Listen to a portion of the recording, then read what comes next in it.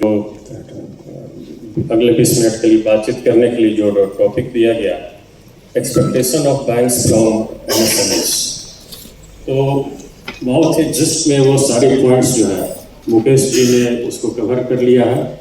मैं उनको धन्यवाद करता हूँ। और अगर हम ये बात करें कि बैंकों को क्या एक्सपेक्टेशन रहती है एमएसएमई से, तो 20 मिनट के टाइम स्लॉट के हिसाब से मैंने अपना प्रेजेंटेशन तैयार किया। लेकिन मैं सोच रहा था कि एमएसएमई एंटरप्रेन्योर्स के पास ऐसे ही चैलेंजेस बहुत रहते हैं, उनको बहुत ज़्यादा लंबी लिस्ट बैंकर्स का एक्सपेक्टेशन देने की क्या जरूरत है। तो उसको अगर मैं शॉर्ट में बोलूँ तो बैंकर्स का केवल 2 ही एक्सपेक्टेशन रहता है, only two from MSME borrowers. पहला कि वो जिस पर्पस के लिए लोन ले रहे हैं उसी पर्पस में वो लगाए, और दूसरा टाइमली रिपेमेंट करें। तो केवल यही 2 एक्सपेक्टेशन है बैंकर्स का। बाकी प्रेजेंटेशन पे हम लोग बात करेंगे।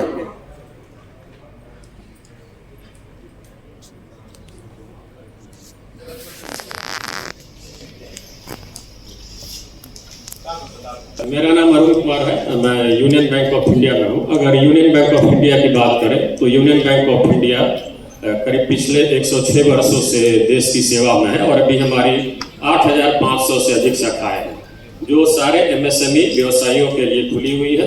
एमएसएमई का लोन वहाँ से भी प्रोसेस होता है। लेकिन एमएसएमई को विशेष सुविधा देने के लिए हमारे पास 115 शाखाएं हैं जो केवल एमएसएमई क्लाइंट्स को इंटरटेन करती हैं। इसके अलावा 141 एमएसएमई लोन पॉइंट्स हैं जहां पे हम एमएसएमई बोरोवर्स के लोन एप्लीकेशन को फास्टर प्रोसेसिंग के लिए, जल्दी सैंक्शन के लिए लेते हैं। बैंक क्यों ज़्यादा प्रेफर करते हैं एमएसएमई को फाइनेंस करना, तो बैंकों को भी इसमें विशेष फायदा रहता है, क्योंकि एक तरफ से ये गवर्नमेंट की तरफ से मैंडेटेड है कि certain percentage of bank loan जो है एमएसएमई में होना चाहिए। अदरवाइज अगर वो परसेंटेज हम पूरा नहीं करते हैं तो हमको कुछ पेनल्टी देनी होती है। सिटी के पास कुछ कम डिपॉजिट में वो पैसे जमा करने होते हैं। इसलिए बैंक्स को जो है एमएसएमई के लिए फाइनेंसिंग जरूरी है। अगर हम सिर्फ कॉर्पोरेट को लोन करते हैं तो वहाँ एक कंसंट्रेशन रिस्क रहता है, लेकिन अगर एमएसएमई की बात करें तो वहाँ रिस्क हमारा वाइड स्प्रेड हो जाता है। फिर जैसा कि हम लोगों ने अपने जो टॉक्स में बताया, एमएसएमई फाइनेंसिंग का एम्प्लॉयमेंट जनरेशन के लिए, इकोनॉमी के लिए क्या बेनिफिट्स है, तो वो सारी चीज़ें हैं जो बैंक को वो प्रोत्साहित करता है कि वो एमएसएमई फाइनेंस करे। अब जो बैंकों की एक्सपेक्टेशन है एमएसएमई बोरोवर्स के लिए, पहला है कि वो अपने सारे इंफॉर्मेशन टाइमली और एक्यूरेट दें। अगर आप अपने सारे information KYC detail, business related detail से जीएसटी, अपना turnover, profit and loss, balance sheet, ये अगर आप बैंक्स को देते हैं, टाइमली देते हैं, तो आपका लोन प्रोसेसिंग फास्टर होगा, जल्दी होगा। इसके बैंक को अगर बहुत ज़्यादा फॉलोअप नहीं करना पड़ता है इन सारी चीज़ों में, तो डेफिनेटली आपका लोन जल्दी सैंक्शन होगा। इसके अलावा ये ट्रस्ट बिल्डिंग का भी काम करता है।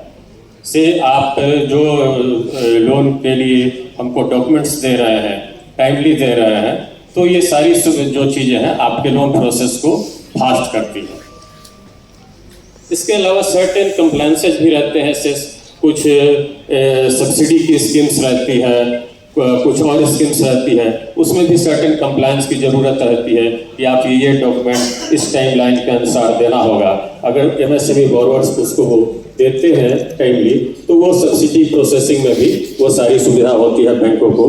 तो बैंक ये एक्सपेक्ट करते हैं कि एमएसएमई बोरोवर्स इन सारे कंप्लायंसेज को वो जरूर पूरा करें, टाइमली पूरा करें। दूसरा है proper financial discipline. Proper financial discipline का मतलब है कि आप अपने लोन रिपेमेंट्स को प्लान करें और टाइमली उसको पूरा करें। ऐसा करने से आपका अकाउंट स्ट्रेस में आने से बचता है, एनपीए होने से बचता है, और एक ट्रांसपेरेंसी रहती है बैंकर्स और बोरोवर के बीच में जो है, सही संबंध विकसित होता है। इसके अलावा जो बैंक लोन का मिसयूज होने का भी जो चांसेज रहता है, अगर ट्रांसपेरेंसी रहती है, फाइनेंशियल डिसिप्लिन रहता है बोरोवर में, तो वो सारी चीज़ें समाप्त हो जाती है। रिस्क मैनेजमेंट प्रॉपर होता है और सारे स्कीम्स के जो बेनिफिट हैं बैंक बोरोवर को देते हैं। इसके अलावा अगर आपको से आपके लिमिट इन्हांसमेंट की ज़रूरत होती है, आपका फाइनेंशियल डिसिप्लिन प्रॉपर है, तो बैंक उसमें भी आगे आपको से वन टाइम से कुछ हटाव की ज़रूरत हो, कुछ सर्टेन ऑर्डर्स मिलते हैं, या आपको रेगुलर लिमिट को बढ़ाने की ज़रूरत है, फाइनेंशियल डिसिप्लिन आपका सही रहता है, तो बैंक पॉजिटिव होकर आगे आपको उसमें हेल्प करते हैं। इसके अलावा रेट ऑफ इंटरेस्ट, कोलेट्रल आदि भी अगर आपके फाइनेंशियल डिसिप्लिन अच्छा है तो उससे प्रभावित होता है।